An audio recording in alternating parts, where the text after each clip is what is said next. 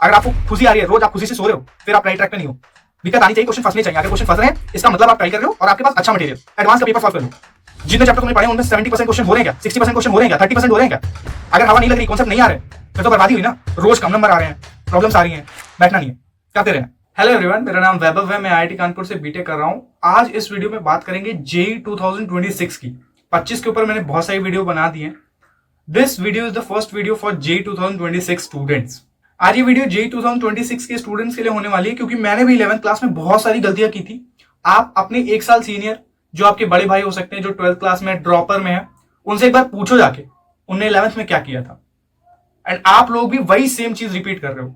सारे इंसान की मेंटेलिटी एकदम आउट ऑफ द बॉक्स नहीं होती, सिमिलर होती है। सभी 11th वेस्ट करते हैं। तो अभी आधा 11th तो आपका निकल चुका है, जो आपके हाथ में है उसे संभालना है। अभी आपकी लाइफ बहुत इजी चल रही है, कुछ छोटे छोटे चैप्टर्स कर लिए, कुछ इजी क्वेश्चंस कर लिए और खुशी मिल गई।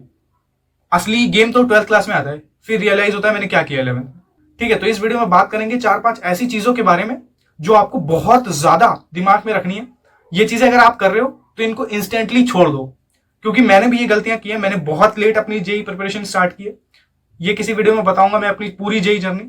खैर, अभी इस वीडियो में रहने देता हूं। जो भी गलतियां मैंने की है, जो मैंने लोगों को देखी है, जो मेरे दोस्तों ने की थी, सारी चीजें जो मुझे लगती है इंपॉर्टेंट है, जो आपको जाननी चाहिए और आप भी कर रहे हो इस समय, वो मैं बताता हूं। और मैच करना क्या एग्जैक्टली यही हो रहा है। फर्स्ट थिंग ये है कि आप 10th क्लास में होते हो, इजी क्वेश्चंस आ जाते हैं, आसान पेपर बन जाता है एंड 90-95% आ जाते हैं। 10th क्लास में 95% लाना is not very big achievement. ठीक है, तो 95% आ रहे हैं, खुश होना अच्छी बात है, सेलिब्रेशन मनाना अच्छी बात है। बट 2-3 महीने की जो गर्मियों की छुट्टी होती है, आप उसमें बहुत चिल मोड में रहते हो। फिर 11th में जाते हो, 11th में मजे करते हो, इजी चैप्टर्स होते हैं, बेसिक मैथ, काइनेमेटिक्स, वेक्टर्स। आपको लगता है आईआईटी पक्का नहीं होता।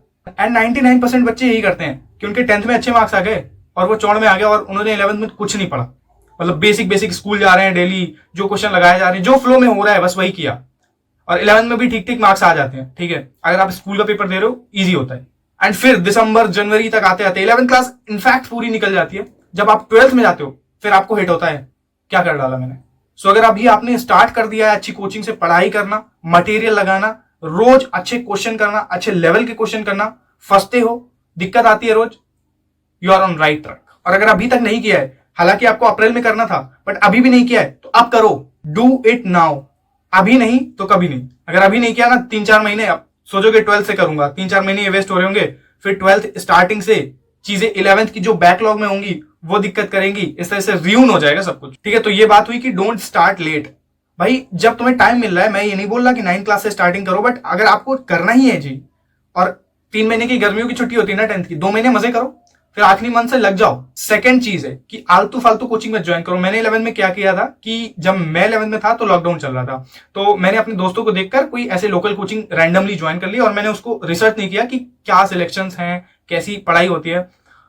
और मैं सितंबर में या अक्टूबर में मैंने कोचिंग ज्वाइन की थी एंड मेरा पूरा 11th क्लास वेस्ट हो गया। पूरा मैंने वहां से जीरो सीखा है। मुझे ये गम नहीं है कि मैंने वहां से जीरो सीखा है, मुझे ये गम है कि मेरा 11th का पूरा टाइम चला गया। उस टाइम में मैं बहुत सारी चीजें अलग कर सकता था। तो यार कोई भी ऐसी आलतू फालतू कोचिंग मत ज्वाइन करना। अगर आपने करी है तो उसको टेस्ट करो। टेस्ट करने के तरीके मैं अभी बताऊंगा, उसको टेस्ट करो क्या वो सही है, क्या जिस एग्जाम की प्रिपरेशन मैं कर रहा हूं उसके लेवल के टीचर्स हैं, वो पढ़ा रहे हैं। मैं ये नहीं कहता कोई टीचर खराब नहीं होते, बट शायद वो उतने अलाइन ना हो जितने आप हो। चीजें आपको देखनी पड़ेंगी, समझनी पड़ेंगी। अगर आप स्टेप नहीं ले रहे हो, फिर आप किससे एक्सपेक्ट कर रहे हो कि कौन लेने वाला है। जैसे मैं बताता हूं, मेरी कोचिंग में जब मैंने 11th क्लास में कोचिंग ज्वाइन किया था, मुझे इजी सीट मिलती थी। मैं इजी क्वेश्चंस करके खुश हो जाता था कि सारे क्वेश्चन हो रहे हैं, अब तो पक्का है। बट 12th में मुझे हिट हुआ, कुछ नहीं आता था मुझे। 11th क्लास का 0 आता था मुझे, क्योंकि वो इजी क्वेश्चन है। जब आपको मुसीबत नहीं आ रही है, प्रॉब्लम नहीं आ रही है, तो आप सही ट्रैक पे नहीं हो। रोज में रो के अगर सो रहे हो ना, आप रोज रो के सो रहे हो, क्वेश्चन नहीं हो रहे हैं, दिक्कत आ रही है, तो आप सही ट्रैक पे हो। थर्ड थिंग, मैंने जैसे बोला कि अपने कोचिंग मटेरियल को, अपने कोचिंग को अच्छे से रिफाइन करो। अगर आपने अप्रैल में कोई कोचिंग ज्वाइन की थी, अभी तक आप उसे झेल रहे हो और आपसे सारे क्वेश्चन हो जाए, सारी दिक्कतें नहीं आ रही हैं, तो आप उसको टेस्ट करो। अपने जेईई एडवांस की पीवाईक्यू लो और उनकी शीट लो और मैच करो। क्या क्वेश्चन मैच हो रहे हैं, क्या क्वेश्चन उस लेवल के हैं। या फिर कुछ नहीं आता ना, तो एडवांस का पेपर सॉल्व कर लो।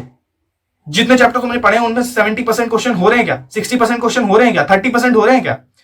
अगर हवा नहीं लग रही, कॉन्सेप्ट नहीं आ रहे, फिर तो बर्बादी हुई ना।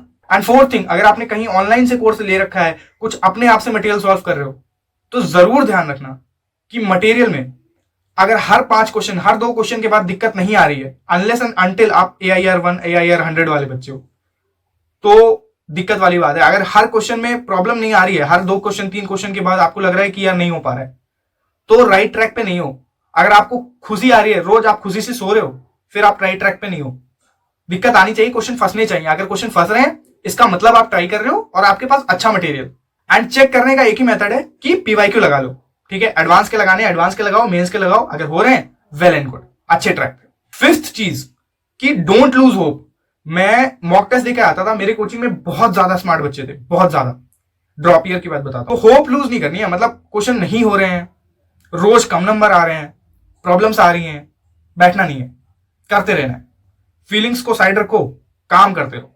जो भी करना है, आज 10 क्वेश्चन करने हैं, मेरे 10 नंबर आए, मेरे माइनस में नंबर आए, बट मैं 10 क्वेश्चन करूंगा। मेरे बहुत अच्छे नंबर आ गए, मैं 10 क्वेश्चन करूंगा। करने हैं तो करने हैं, दैट्स इट। ये मत छोड़ना, अगर आपने 11th से ही कंसिस्टेंसी रख ली और 11th 12th हो जाएगा। फिफ्थ चीज है यार, प्रायोरिटी। कि मतलब मुझे ये करना है, मुझे ये करना है, मुझे ये करना है। दिन में बहुत सारे काम होते हैं, but the thing is that जो आपका टफेस्ट काम होता है, जैसे मुझे क्वेश्चन सॉल्व करने, मुझे मैथ पढ़ना है, मुझे रिवीजन करना है, ये सब कुछ टफ काम है। थ्योरी पढ़ना, लेक्चर लगा के देखना इजी है। तो ये वाले काम आपको पहले करने, मतलब टफ वाले काम आपको सबसे पहले उठा के निपटाने। मॉक टेस्ट में सबसे पहले इजी क्वेश्चन को चुन के करना अच्छी बात है, बट रियल लाइफ में जब आपके पास काम बहुत सारे हैं, तो आपको टफ काम उठाना है, सबसे पहले वो निपटा देना है। फिर जो रिलीफ मिलेगा, फिर जो कॉन्फिडेंस मिलेगा, इजी काम तो ऐसे भी होने थे। तो ठीक है यार, मेरी वीडियोस ज्यादा लंबी नहीं होती हैं, एंड आई गेस हो गए सारे डाउट्स क्लियर। फालतू का टाइम वेस्ट नहीं करूंगा। And if you have any doubts, you can always comment. And ठीक है, मिलते हैं।